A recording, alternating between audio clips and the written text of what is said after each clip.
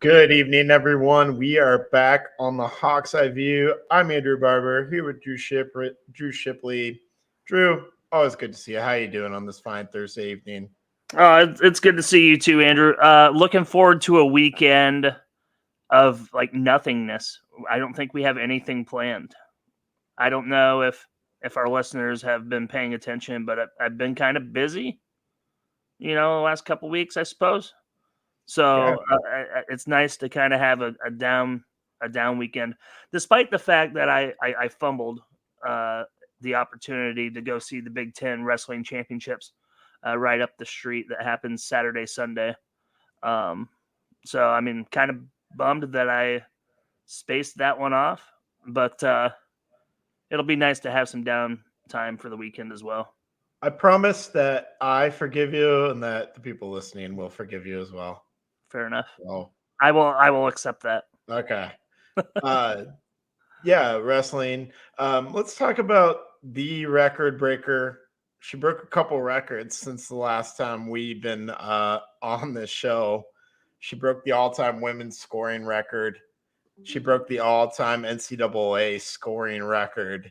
That's Caitlin Clark. I mean, I don't know what else to say, Drew. It was a special moment on Sunday. It was surreal. I mean, we've got Travis Scott running around on the sidelines with Jake from State Farm and Maya Moore. And it's like, these are the kinds of celebrities that show up at like a Lakers game, right? Not in Iowa City for a women's basketball game. First off, what was Jake from State Farm freaking wearing? What was that? No clue. But Okay. he's sitting next to Maya Moore. Oh, okay. I'm just making sure. Like, is it just me not being cultured, or I had no clue what he was wearing, to be quite honest with you. okay? Second thing, you didn't even name the most random celebrity in the crowd last weekend. Nolan Ryan? Nolan Ryan, absolutely. Love it. That's awesome. Allegedly spent $7,000 on 5 tickets. Wow. Huh? Well, he's got that money, right? I mean, it's got to be nice to have some FU money, Like, right. One of these days, I'll have FU money, and then it'll be great. My reason in pointing all of that out is that it was more than like a basketball game. Like, it was a spectacle. Yeah. On Sunday. And, I think it was just an awesome atmosphere. I mean, I heard from people who were there that it was one of the loudest atmospheres ever. Iowa won the game handily. That was good to see. It felt like we got our Iowa women back with that game, right? They struggled a little bit against Indiana on the road, took a loss there. Maybe didn't look the best even after that, even though they were winning still, right? But they got right against the number 2 team of the nation. It kind of mirrors last season, right? Got blown out here in College Park last year, and then they ran to the national championship game from there. Gotcha. We apparently missed the boat on what Jake from State Farm was wearing. Kyle Juszczyk's wife makes these custom jackets, and she made one for Jake from State Farm and for Caitlin as well. So good on Chris for pointing that out. I didn't really quite understand what he was wearing, but that seems like a couple of custom jackets for the event, which is, it makes sense that Jake from State Farm was there because of the State Farm affiliation with Caitlin Clark. I was just waiting for like Patrick Mahomes, Travis Kelce, and Taylor Swift to come walking in the building at some point. So the women's tournament's in Minneapolis, is that right? Yeah. I mean, it could happen, I suppose. Right. I think we might have buried the lead regarding Caitlin Clark, though. Oh, let's hear it. Declaring officially for the WNBA. Yeah. I think the record setting was a matter of time, right? It was kind of anticlimactic that it happened at the free throw line, albeit she definitely tried for longer than a logo shot. That could have actually played into the result of the game in the long run, right? So they were up. What were they up? They were only up 5 at the time of that shot. Early in the shot clock, giving Ohio State the ball back to make it a 1-possession game, and somehow managed to fudge that up, and then get teed up to boot for Iowa to extend it to 9. Should have been 11. Like, how did Hannah Stolke's basket not count? Like, I don't understand. Never saw a replay of that, by the way. Yeah. Like, you cannot have gotten the ball off any faster than she did in a catch shoot, like midair. There's no way in hell at 0.5 seconds went off the clock before that went up. There's no way. Yeah, it was 0.8, right? It's 0.8 seconds. Oh, it was 0.8. It was 0.8. You're right. 0.8. There's absolutely no way that did not, and did not see one replay of it. Yeah, I mean, she caught the pass and immediately put it up off the backboard in. Never saw a replay. I mean, I guess it must have been after the shot clock went off. I mean, after the end of half clock went off. I mean, it had to have been, right? Because there's no way they overturned. But I didn't see that. Mathematically, it didn't add up, but then to never show the replay. Obviously, it was because Caitlin Clark broke the record. Actually, I take that back. It was 0.3 seconds left when Caitlin Clark made those free throws. Yeah. Okay, maybe so it was 0.3. I remember that vividly. Yeah, that's not enough time to do everything that Stokey did then in 0.3. So I mean, they kind of buried the final play because she broke the record that soon, I think. Yeah. And then ultimately didn't matter. What did matter? Molly Davis going out early. The good news sounds like she'll be able to rehab this particular injury. It was like kneecap injury. Like, yeah, that doesn't sound like when she came back out for senior day, still in the wheelchair. Like, I had no, like, I think I already went through the stages of grief of like Molly Davis is not returning this year. Right. Like, there's no way that she's hurt that bad and then she comes back, Yeah. So, I mean, what's great about it is, right, the Big Ten tournament's a whole 2 weeks before the big dance, right? So you have that whole 2 weeks of rehab and whatever that looks like for that injury. Who knows? Not a doctor. I'm sure it's not going to be pleasant for her. And it's her last stand, right? Like, this is it. So I don't think Molly's has any sort of professional basketball in her future, Europe or otherwise. No. So I mean, I think she gives it a go, but then I think the bench has really gained some experience and some meaningful minutes down the stretch of some big games. Sydney Offalter, right? She's awesome. McCabe makes some shots here and there. Right. Kylie Feuerbach was amazing in that Ohio State game. She had multiple steals that led to run-out layups. She hit a couple other shots. She really, after Molly Davis went down, Kylie Feuerbach kind of stepped her game up a little bit and kind of filled in that void. But yeah, like you mentioned a few people, but I want to get back to Caitlin Clark's decision. I ultimately, selfish as an Iowa fan, wanted her back for another year, but know that this is the right decision for her at this time. And I also love the timing of the decision because she didn't let it hang over senior day. Yeah. So she was able to get everyone the proper send-off on senior day. And Holly Rose said it best. Like, every time I interview you, every time I hear you talk, you always bring up your teammates first. Sure. That's exactly why she announced it when she did, because she was not thinking of herself. She was thinking of, how do I make sure that my teammates get recognized on senior day in Iowa City? I'm going to get recognized anyways. How do I make sure that the focus comes off me a little bit so that my teammates can get the spotlight? So I thought that was neat. I think it's the right decision. She made it for a lot of factors, and yeah, it's going to be good to see her at the next level. I thought it was cool that Holly Rowe ran the senior day. Yeah, festivities. I thought that was pretty sweet. Yeah, that's pretty neat. She's got a real affinity for this Iowa women's team. So And she's good. She's good at what she does. So I think it was great that Holly Rowe did that. Have you bought any Indiana Fever gear yet? Not yet.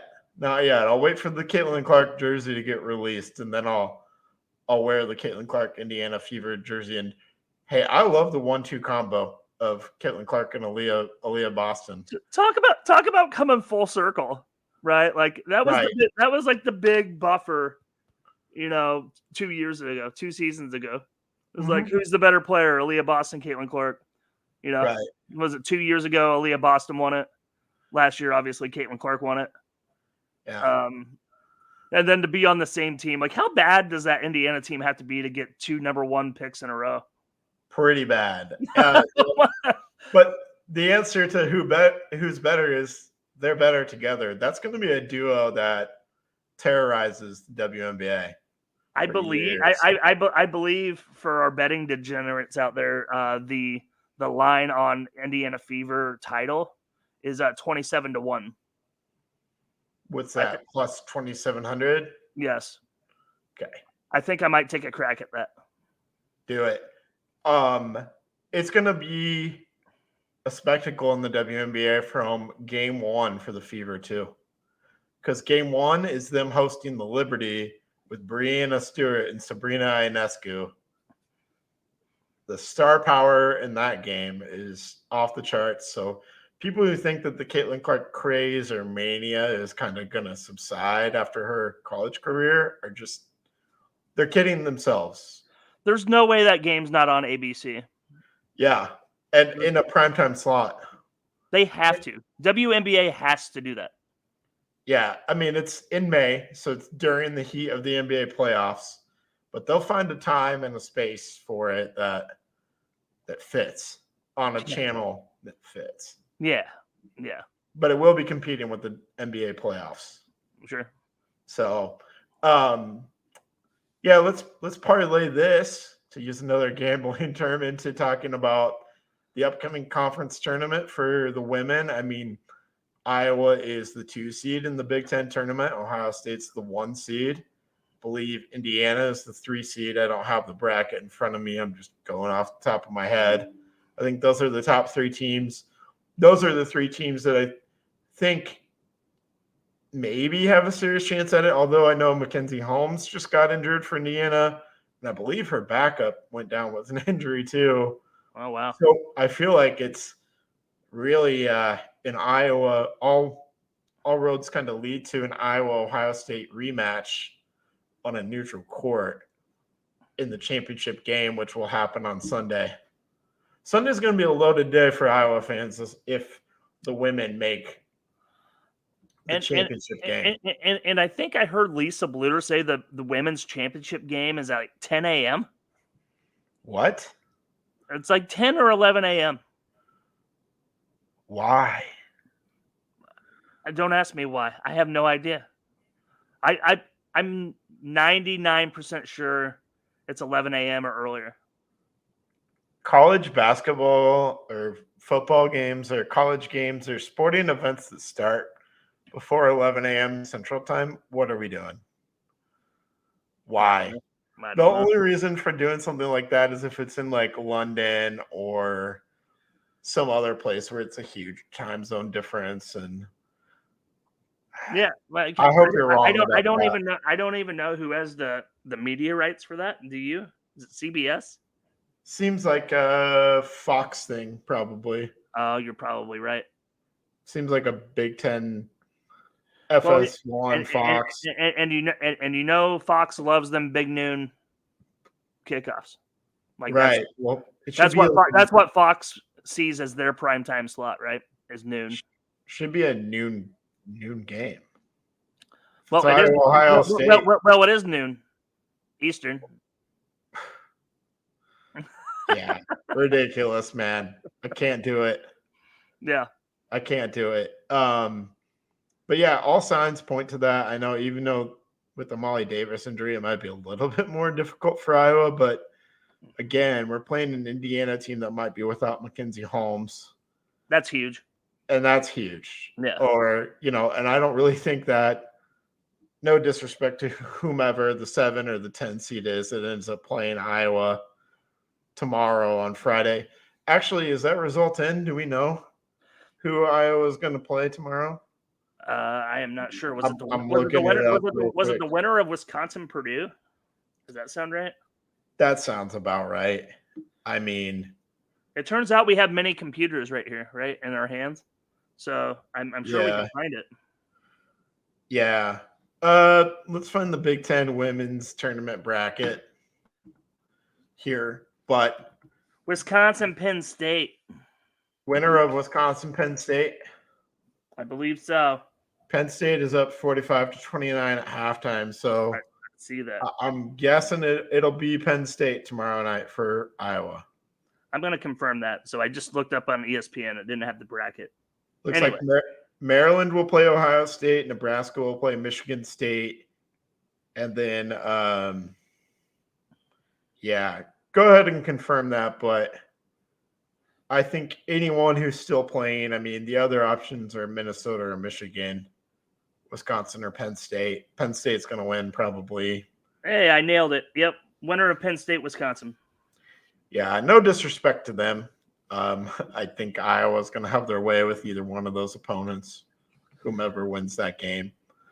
So that's likely setting up for, I don't know, maybe Michigan could break through and beat an Indiana team that doesn't have Holmes on it. I think Michigan might be good enough to make that kind of a run, but Iowa would do, yeah, I don't know. I just don't see any way around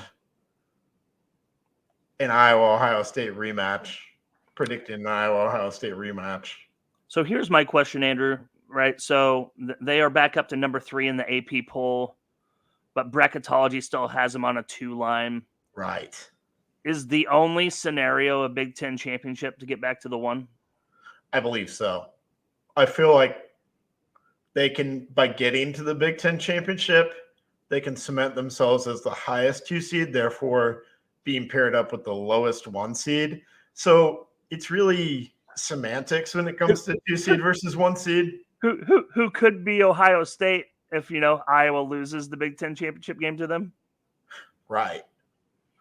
Because that's what we're talking about, right? Both teams aren't getting 1 seeds. Right. But if Iowa, by all means, if they beat Ohio State on a neutral floor, let me look at bracketology real quick for the women's side of things. This is as of March 4th, so it's not the most recent. But I think the 1 seeds are Ohio State, UCLA, South Carolina, and Stanford. 2 Pac-12 teams. South Carolina and Stanford are locked in as 1 seeds. I think there's 2 more 1 seeds up for grabs. And from the ones that are up for grabs, I think you have to think about Iowa, Texas, UCLA, Ohio State, maybe USC, maybe LSU. Those are kind of the 6 teams that are going to fight for 2 spots as 1 seeds. Sure. But really, I think it's bigger for Iowa to not have to play South Carolina before a Final Four scenario. I just don't want to get ahead of the cart before the horse. We got to get there. You got to win the games one at a time. You know what I mean? Like, remember when Creighton went in and knocked off Iowa State and Iowa in back-to-back weeks 2 years ago? Like, Iowa and then Iowa State. Yeah, they beat Iowa State in the Sweet 16. They beat us in the round of 32. And we were both we were on a path to play each other in the Sweet 16. We were 3 and 2 seeds, or something like that, right? Iowa was the 2. Iowa State was the 3. Yep. We were on a path to play each other in the Sweet 16, which would have been insane. Yeah. Creighton had to ruin it. But, yeah, so right now, as of March 4th, ESPN bracketology has Iowa as a 2 seed in the Portland region with UCLA as the 1 seed. No, I want them in Albany. Yeah, I think Albany would be the ideal, and Albany would mean that we knock off Ohio State probably for a 1 seed. I would like that. So either way, we're hosting the first 2 games, regardless of what happens here at the Big Ten tournament. Iowa's hosting the first and second round game. If they make it past the first round, they'll host the second round too. Yeah. So I feel good about Iowa's prospects, and I think that team that showed up on Sunday and dismantled Ohio State, that's a team that can make a Final Four run. We got Gabby Marshall back. We got, back in form. We got Hannah Stolke playing well. We have other role players stepping up like Kylie Feuerbach. I think McCabe is going to be a huge part of the Big Ten tournament run now with Molly Davis out, I think. But she's known for her shooting, and that's going to be Caitlin Clark plus shooters around Caitlin Clark is the path to winning for this Iowa team. Sure. So let me ask you this, Andrew, because you're a better basketball savant than I am. McCabe is not exactly a common last name. Are we talking like Zach McCabe, sister? I don't think it's any relation. Okay. Yeah, I think Taylor McCabe is from Nebraska, where she scored over 3,000 points in her high school career. Oh, wow. She was kind of like she's a little bit more talented than Austin Ash, but like Austin Ash scored like 3,000 points in his high school career in Iowa for Mount Vernon. And Taylor McCabe is like a similar deal coming from Nebraska. She played for like a 2A or 3A school around there and was the best player on her team and known as a sharpshooter. So, what did Austin Ash score for the University of Iowa? Like 12? Yeah. And then transferred to the Citadel and like was one of the top scorers in that conference. Really? Yes. Oh, shit. The more you know. He had like a wild game against North Carolina where he scored like 30 points against the Tar Heels. Oh, wow. That's crazy. That dude had Caitlin Clark range before we knew what Caitlin Clark range was. Austin Ash was the best shooter on Iowa men's team. It's just that he didn't have any of the other necessary skills to play major minutes, but he was the best shooter on the team. Over Bohannon? Yes. Even Bohannon. I think Bohannon even admits this. I think Bohannon even says this, that Austin Ash was the best shooter on the team. Interesting. So, because it's not like Bohannon brought a lot more to the table either. Right. He had a little bit more passing ability, basketball IQ, slightly more athleticism. Right. Sure. Okay. Just enough more athleticism to make it. Yeah. Right. But that is a great segue into men's basketball talk that we will talk about coming up after the break. We'll hear from Revelton and Wintrust. Why take the best corn in the world and make it into fuel when you could make it into whiskey? That's the question that launched Revelton, Iowa's most visible and fastest growing distillery. Owners Rob and Christy Taylor embrace the grain-to-glass philosophy, sourcing ingredients locally and overseeing on-premises production and bottling at their facility in Osceola. One sip and you'll agree that Revelton's handcrafted whiskeys, gins, and vodkas are the best you've ever tasted.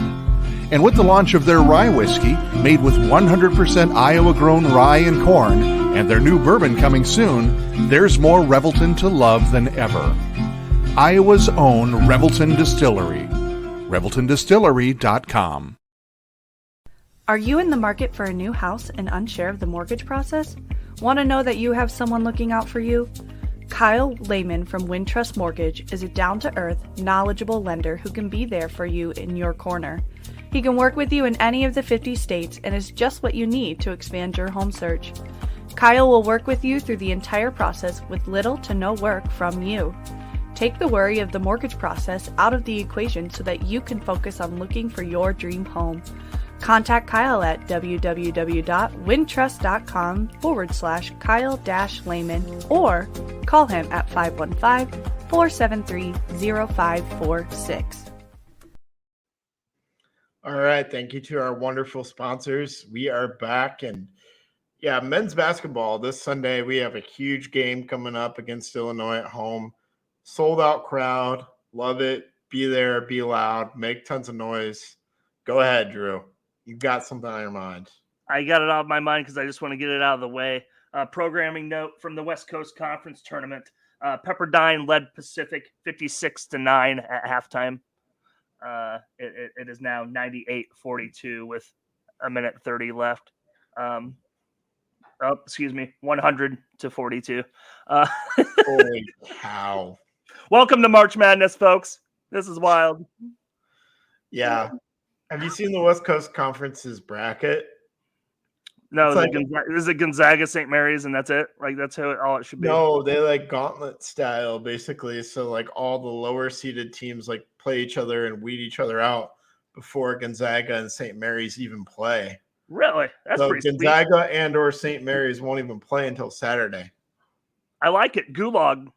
Yeah. Yeah. And it's major advantage to your top teams. It basically secures that one of your top two teams is going to win the conference tournament, basically in perpetuity. Listen, I mean, that's how you value the regular season. I like it. Mm-hmm. No, I actually like it too. People are panning it, but I like it for that reason. So for sure. Yeah, the Iowa men, big game on Sunday, playing Illinois at home. Illinois doesn't have much to play for in terms of like Big Ten seeding. Iowa has everything to play for. Big Ten seeding, NCAA tournament possibilities. I think the math is simple for Iowa. Right now they're one of the first four out, last four in some places. It depends on which bracketologist you look at. There's 90 some of them, and I think like 16 of them have Iowa in, right? So do the math. The other 77 have Iowa out. But I've read that basically if Iowa wins the game on Sunday, their chances go up to making the NCAA tournament to like around 70%. Yeah. They're floating around like 37 or 38% right now. It would go way up to like 70%, and that's not factoring in other bubble teams that they're competing against playing themselves out, which happens. For sure. So I would say I have 2 points, actually 1 point, one concern, right? So Yeah. Illinois coming off a tough loss at Purdue, giving away a big lead at home. Right. I don't know how much stock you put into a team playing pissed off, or a team, kind of letting one get away. Like how much stock you put into like that narrative. Right. And then secondly, it might not even be the most important game played on Sunday is Iowa, Illinois for Iowa. It might be those bubble teams. It might be the Missouri Valley championship game, right? It might be, as long as it's Indiana State or Drake that wins it, like that's the best case scenario, right? Because one of the two were likely making it anyway. So like the bubble busters, got to avoid the bubble busters this week. So right. I mean, generally speaking, I think they're set. I wouldn't even necessarily call it a must win, Andrew. Like I really don't, because I see more bubbles bursting than normal this year. Yeah. I think I think chalk wins the day this March as far as conference tournaments concerned. Like you just said, the West Coast Conference. Yeah. Wasn't Gonzaga like on the bubble? Not anymore. Not anymore. Oh, because didn't they truck St. Mary's by 30 or something? Yeah, they blasted St. Mary's by like 30 at St. Mary's. Right. Gonzaga's one of the hottest teams, so they're definitely in. Here's the teams that we're really competing against. Yep. Not even worried about the Missouri Valley, really. Okay. The teams that we need to play their way out are Virginia, Wake Forest, Utah, Colorado, St. John's, New Mexico. We need like those kinds of teams to play their way out, basically. Wake Forest is probably out by virtue of their home loss to Georgia Tech. What I'm looking at with Lunardi here is as recent as the 5th, so it doesn't include the Georgia Tech loss, I don't believe, here in his projections. He's got Iowa as like first four out in the last spot on this projection, but I think he's since moved Iowa up a little bit. So we're rooting for Virginia and Wake Forest to bow out of the ACC tournament early. Don't pick up any signature wins. I think Wake plays Clemson at home on Saturday. We want like Wake to lose to Clemson because Clemson's solidly in. So I think Iowa does need this game on Sunday to solidify things. And I think they can there's even a scenario where they can push themselves past the last four in. Like if they win on Sunday, they need some crazy things to happen, but they could achieve a 3 seed in the Big Ten tournament. It's like an 18% probability, but it's not going to happen. Most likely they can achieve a 6 seed if they win. Yeah, it's kind of funny that you mentioned that, Andrew, because I just saw the Big Ten standings because I'm watching this riveting Rutgers-Wisconsin game on the background, right? Like right. Only 2 ranked teams from the Big Ten. Mm-hmm. Purdue, Illinois. And then I would argue that like Illinois doesn't even deserve it at this point. Like 8-9 lost team. Like who have they beat? They deserve a ranking, man. They're a good team. They're definitely a good team. I think you got your Big Ten blinders on, Andrew. But I'll 22-8. They have 5 quad 1 wins. They're 5-6 against the quad 1. They're 16th overall net. Net ranking would tell you they're the 16th best team in the nation. Okay. Ken Pom would tell you they're number 12. You're making my preseason argument then, saying that Illinois was the best chance of Big Ten getting a Final Four. Well, they don't. They still have Brad Underwood as their coach.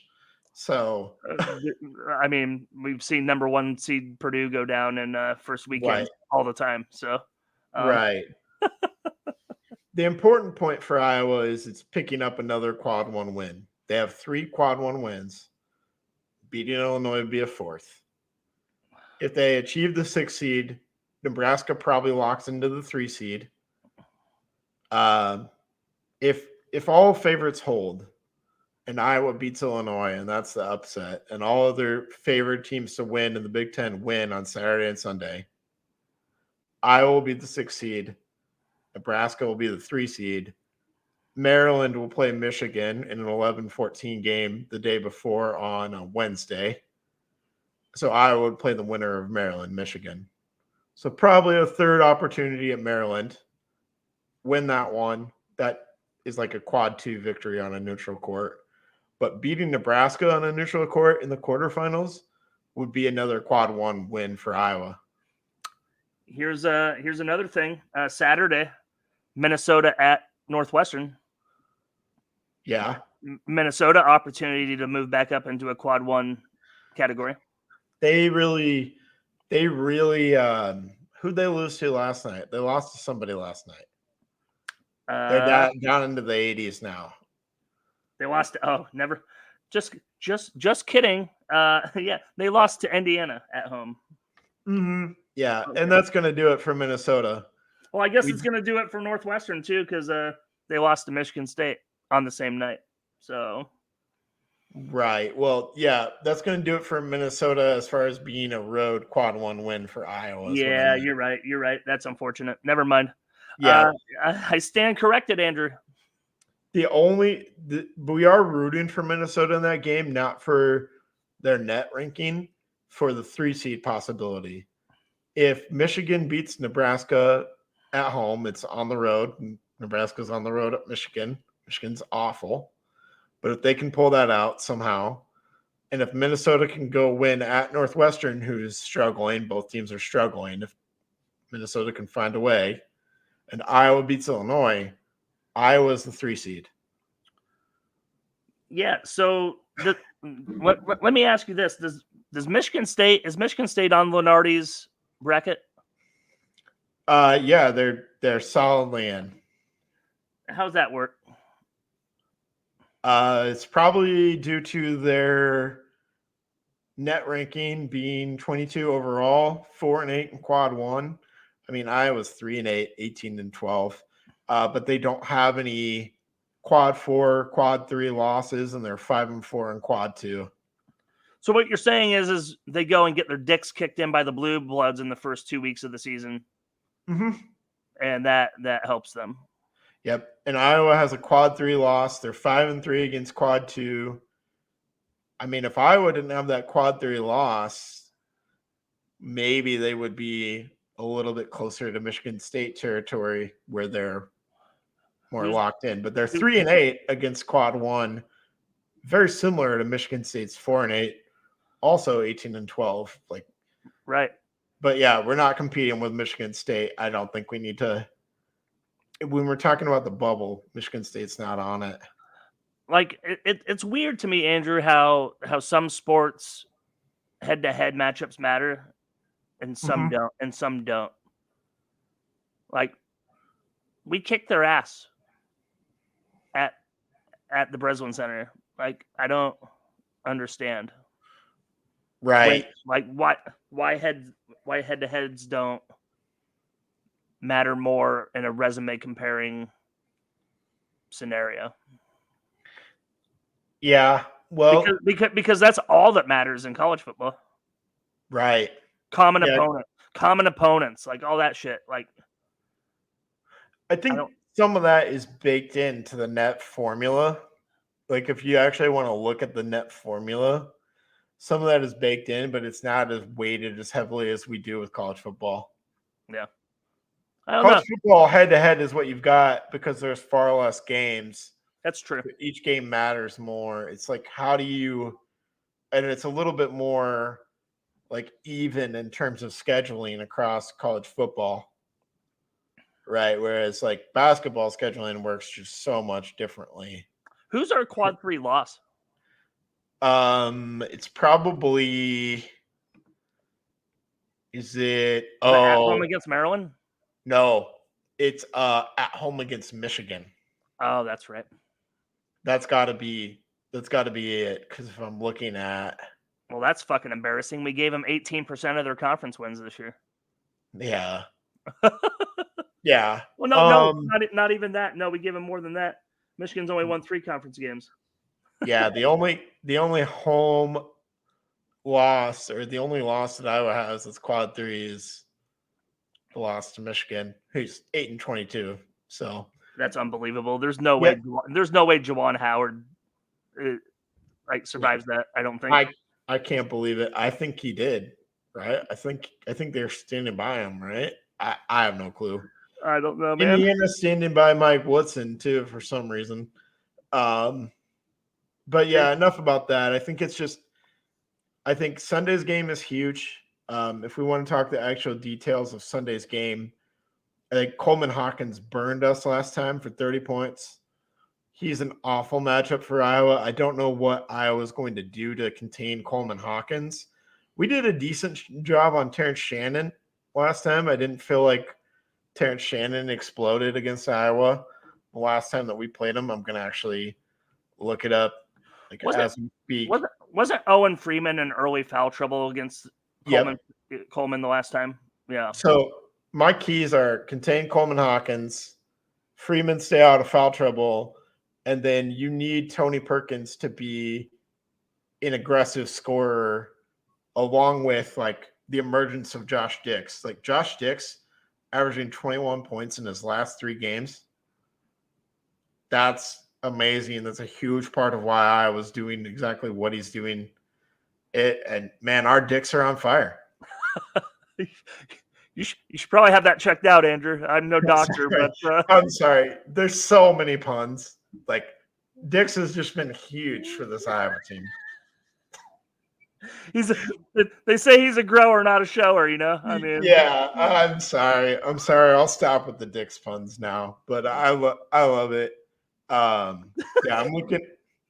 I'm looking what happened the last time we played Illinois. It's a high-scoring game. I fully expect that again. It was 95-85. Yeah, Freeman had some early foul trouble.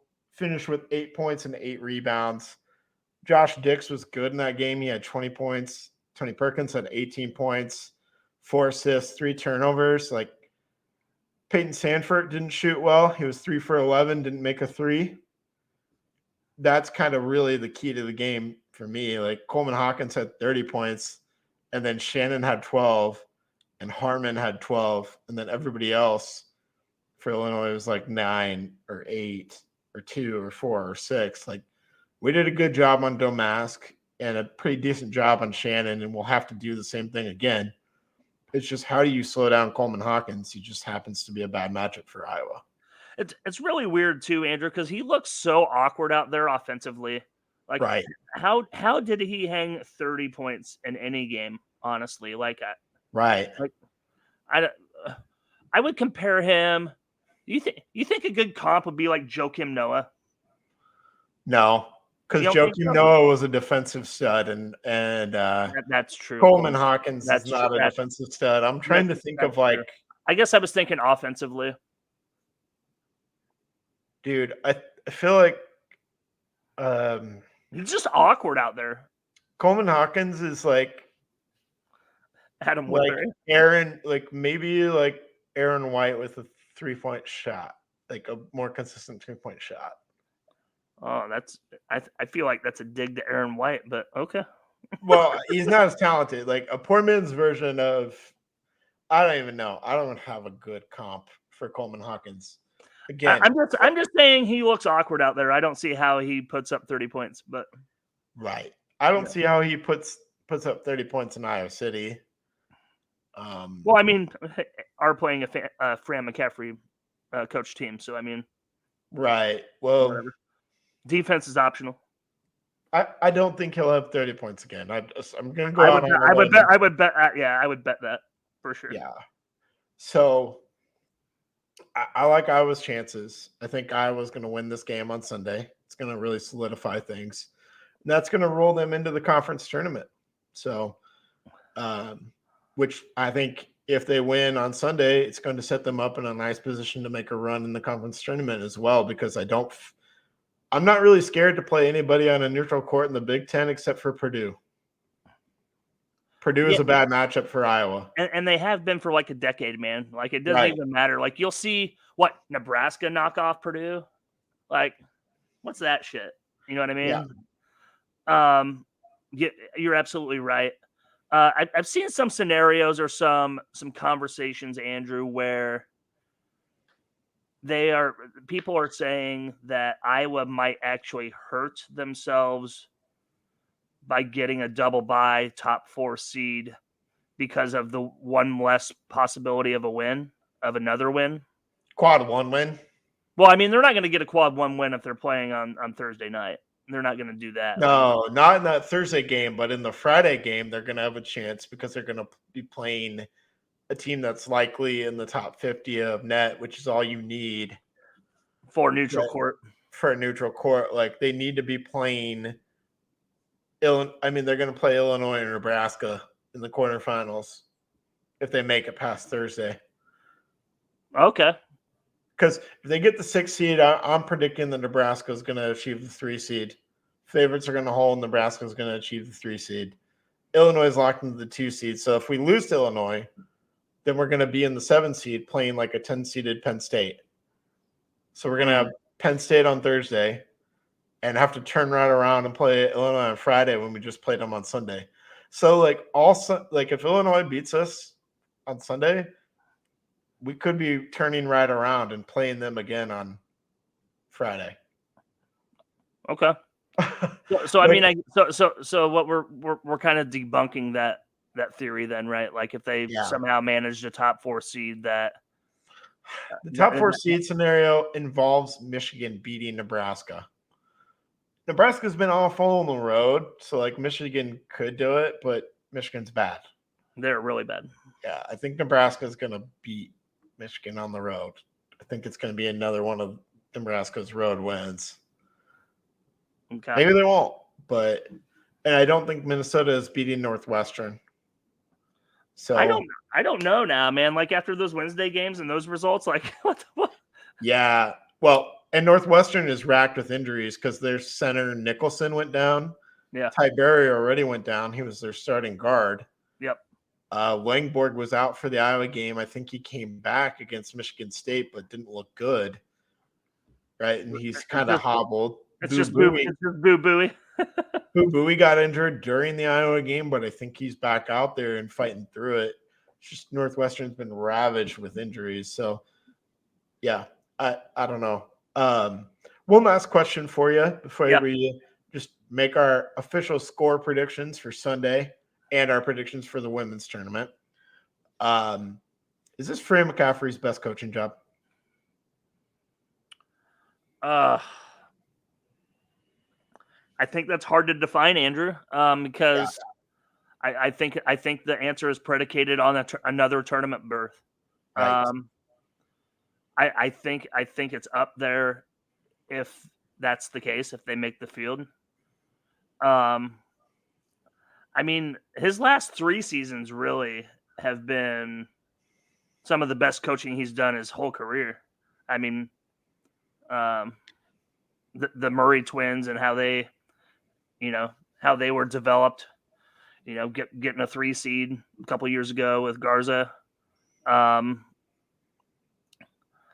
But I mean, those were seasons that came with expectations, right? We had the returning Wooden Award winner in Garza, Joe Wieskamp, those teams, right? I think those teams came with expectations, and I've said this before, and I think it's held true this year as well, that Fran's young teams peak this time of year. Yeah. And I think that's happening, luckily for us, because, a month ago we were dead in the water and we were like, we're only talking about the women's team. It's like, well, Iowa lost to Michigan and Iowa City. And how about that Caitlin Clark, Yeah. So it's nice. It's nice to talk about the men having a possibility of making the dance. So to answer your question, I guess a roundabout way, I think it's to be determined. And if they do make the field, I mean, I think it's right up there with the last 2 seasons. Yeah. Yeah, no, I think this is a great coaching job if they make the field. I'm going to answer my own question and say, yeah, this is his best. Because he doesn't really have a go-to guy. Like you mentioned those other teams. Luka was the go-to guy. Keegan was the go-to guy. Chris Murray was the go-to guy. This year, we knew that there wasn't really a go-to guy. We knew that it was going to have to be a mix of guys like Sanford, Perkins, and now Dix has really emerged. Yeah. So, like He's, I said I was done. I didn't. That was it emerged, Andrew, like this, or like came up out of nowhere. So sorry, kids. I hope there's no one listening. No, it's rated E for a reason, Andrew. It's fine. It's rated D for dicks. Okay, this is probably the most fun I've ever had on a podcast because I'm a complete juvenile. I'm sorry. No, this is great. So I don't know if you watched False Starts this week, Andrew, with Ross Peterson and Bill Blank. I don't know if I should answer that question. Yeah, I didn't watch False Starts. I'm sorry. You did, or you didn't? Okay, so I didn't. I feel shame. If you want to keep up your humor, you need to watch that podcast because it was wonderful. Great. But Bill Blank has some wonderful stories. It turns out that their episode is about dealing with divorce, and Bill Blank has a incredible way of dealing with it. Let's just put it that way. Nice. I like it. Hi, Bill. Go Hawks. Yeah, go Hawks. Another note on Fran McCaffrey. I mean, I was going to finish in the top half of the Big Ten again. I think I said this one time on this podcast. I'll say it again, but it's the 12th time in 14 years of Fran McCaffrey's job at Iowa that Iowa will finish in the top half of the Big Ten. That's awesome. 7th or better. 12 out of 14 years. Considering where we came from, so you had the 1 year at the beginning of his tenure where he inherited the Licklider mess. Oh, God. And then you had the 1 year where it was like freshman Jabo and senior Jock, sophomore Cook, right? That whole lineup, right? The freshman class around Bohannon. So yeah. that was a bad team that won 11 games, right? And then that's it. Those are the 2 outliers. So, well, I know Sweet 16 is a huge thing. I think, people can harp on that all they want, but like for this team, I think making it in is good. I'm not going to be disappointed if this version of the Iowa men's team doesn't make a Sweet 16. I think it's expected that they're not going to make a Sweet 16. I don't want to say just making it in is good enough, but like for this year's Iowa team, I feel like it is. Yeah, I mean, It's something. It's not meaningless, I guess is what I'm trying to say. the positive, right, is like 80% of this roster are underclassmen. Yeah. Like we lose Tony Perkins, that's huge. If we do. Does he have a COVID year left or something? He has a year of eligibility. He could go play professionally. I know Swarm is going to put something together to try and retain Perkins. Okay. Well, that would be great if they did, because Yeah. I mean that team, this same team returning next year, 1 year older, one more year of development, could be a top 4 Big Ten team. But granted, we're bringing the Pac-12 teams in now, next year. Yeah, I think we'll lose Patrick McCaffrey, who's already said he's moving on. Yep.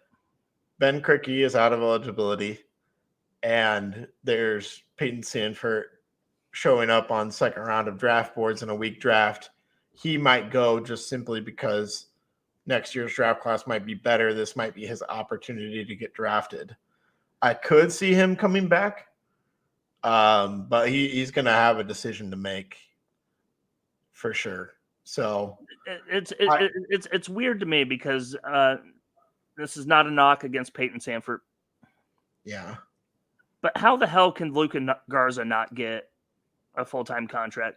Like, I think he's head and shoulders above the player Peyton Sanford is.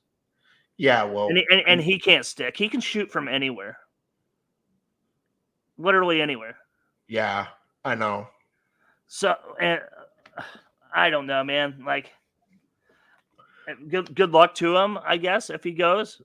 It's not a sure thing that he's going. I'm just saying he's showing up on the radar. It's a weak year for the draft. If he really has those dreams of being in the NBA, this might be his chance to kind of seize it. Gotcha. I think next year's potential draft class is a little deeper. He's going second round if he goes this year, so it's not a guaranteed contract for him anyways. Even if he goes this year, he's going to get drafted in the second round or not at all. Sure. So, yeah. Well, he's not going number 1 to Washington, who is like one of the worst basketball teams I have ever seen in real life. Oh my God. So terrible. 16 in a row. Anyway, not here nor there. This is the Iowa podcast. you're hitting on something, and we can talk about this more when we hit the off season and we gear up for next basketball season. But if the scenario becomes that we are able to bring Tony Perkins back, Peyton Sanford chooses to stay, right? I think that's the makings of a special team, because you're going to have another year of development for Freeman. I think Dembele he's shown some good things. He could probably slide into that starting spot. You'd have Perkins, Dix, Sanford, Freeman. That's a pretty solid core to work from and build out from. You can figure out what you're going to do at the 4 spot, whether that's Dembele or I'm excited about Chris Taggio, who's going to be a freshman, Cooper Cook, J.R. Cook's son, who's coming in, is going to play a role next year. Wait. Did you just pronounce it Cook? Yeah, that's how it's pronounced. No, when I was growing up watching JR, it was JR Koch. I thought it had been corrected and pronounced Cook. No way. That would blow my mind. We got to get fact checkers on that. Okay, we'll get our fact checkers on it. Hey, it's us. We're the fact checkers. I could have swore to God I watched Larry Morgan on ESPN Plus say JR Koch billions of times. I did too. However, I believe somewhere else I heard that it was actually... No way. If I'm wrong, Cooper, JR, I apologize. By the way, I love JR Koch, man. JR Koch he was a dog, man. Yeah. Yeah. So, but what I'm saying is there's a lot of potential here. So I think you got to hit the portal a little bit to maybe fill in some gaps, but not really too many. I mean, maybe if you want to hit the portal to find a starting 4-man, or you want to throw Dembele into that 4 spot and then find a backup big and a backup guard. Yeah, right? that's the Someone, unfortunate. That's the unfortunate part about McCaffrey and Cricky both running out of time. Um, yeah. leaves that 4 spot wide open. Gonna have to hit the portal. I think I'm with you on that. Yeah. Well, unless Dembele or Freeman can develop a consistent outside shot, I think Freeman will at some point in his career develop at least a mid-range game, but Sure. maybe not. Yeah, he'll develop an outside shot. And Dembele, we've seen him hit threes, so I think he just needs to be more consistent with that. So he could play the 4. We could play a little bit bigger lineup there, or we could do some things where we like we do this year, where we play Peyton Sanford at the 4 spot for brief stretches. Yeah. And we bring in an extra guard. So I don't know. What I'm saying is there's a lot of potential here because of all the freshmen. We've seen all the potential with each and every one of them. Yep. And Dix too. So next year's team could be loaded, I guess, is what I'm saying. There will be expectations on next year's team if Perkins and Sanford are back. Sure. So, all right, let's get out of here and make some predictions. Let's start with the women's tournament first. I'm going to be bold and just say Iowa's going to beat Ohio State in the championship game, earn that 1 seed on Sunday. It's going to be hard fought. It's going to be great, but they're in Carver North. Going to be loaded with Iowa fans. It's basically going to be a home game for the Hawks up there in Minneapolis. Give me Iowa in the home spot. They're going to defeat Ohio State on a Sunday again. So I would rather them lose here in Minneapolis than in the dance, right?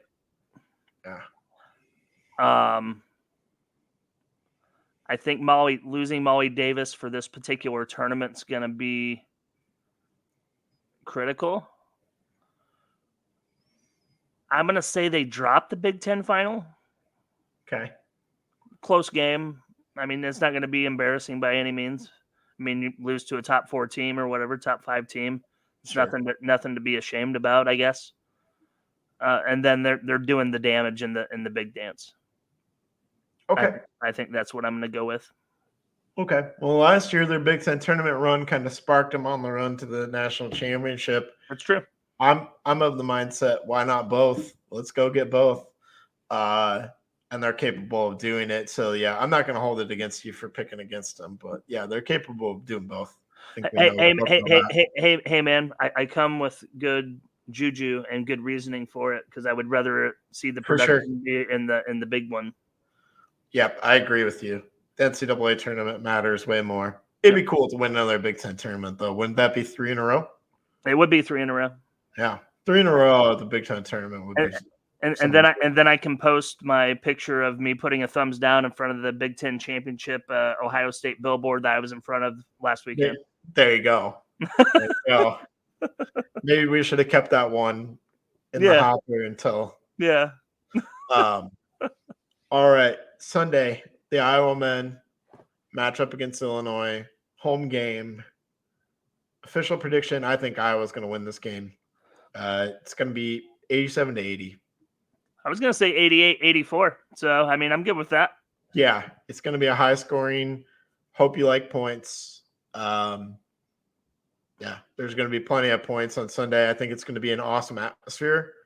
Sold out. I think people are going to be loud and boisterous like they should be.